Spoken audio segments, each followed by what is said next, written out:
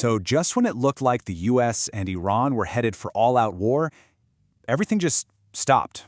A sudden announcement has put the brakes on a spiraling conflict, but it's also kicked up 100 new questions. Today, we're going to break down this incredibly fragile ceasefire deal that is, right this second, hanging by a thread. And it all kicked off with this. I mean, talk about a bombshell statement, posted directly by President Trump himself. Military action seemed like it wasn't just possible, but literally about to happen. And then these words pop up, calling for a pause. This wasn't some leak or a rumor from an unnamed source. Nope. This was a straight-up declaration from the top, promising to hit the brakes on all attacks for 2 whole weeks. So you're probably wondering, where did this even come from? Well, it wasn't from some big summit between Washington and Tehran, not at all. Turns out it was brokered kind of behind the scenes, with Pakistan, a country with, let's say, complex relationships with both sides, playing this really quiet but super important role as the go-between. Okay, but here's where it gets really interesting. The origin of the deal itself. According to the president's own statement, this whole thing is based on a proposal that came from Iran. And that right there is a huge detail. This isn't some plan being forced on them. It's their own idea they're bringing to the table.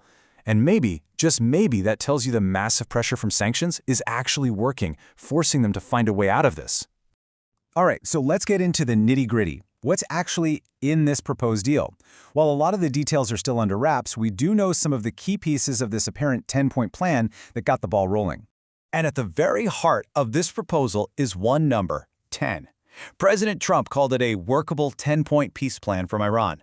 And that word workable is key, right? It suggests this isn't just about hitting pause for a couple of weeks, but maybe, just maybe, it's the foundation for a much bigger, long-term agreement. So here's what we know so far, the parts that have actually been made public. First, and this is the big one, the complete, immediate, and safe opening of the Strait of Hormuz. We're going to talk about why that's such a massive deal in just a second. Next up, Pakistan is going to keep playing mediator. And finally, you've got that hard deadline, a 2-week window to get this whole thing locked down. Yeah, so to really get what's at stake here, you have to understand the Strait of Hormuz. Think of it as one of the most critical arteries for the global economy. A huge chunk of the world's oil has to pass through this super narrow waterway every single day. So being able to control it or threaten to shut it down is an incredible bargaining chip.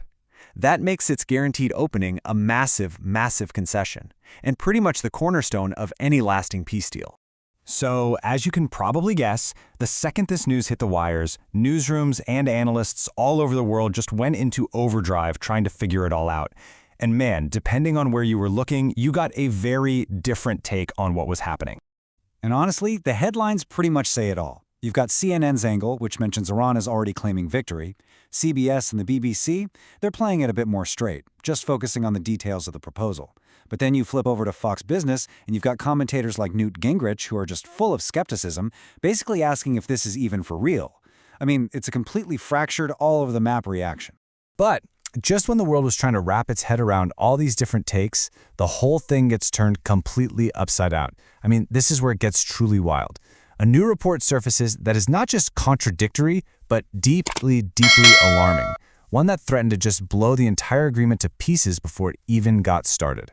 So think about it. On one side, you've got this promise of a ceasefire, right? Attacks are supposed to be suspended, there's a path to peace, the Strait of Hormuz is opening up, and then, bam, this headline from Fox News just drops like an absolute bombshell. Breaking: Iran strikes Israel with cluster bombs. And the headline says it happened after a Trump ceasefire.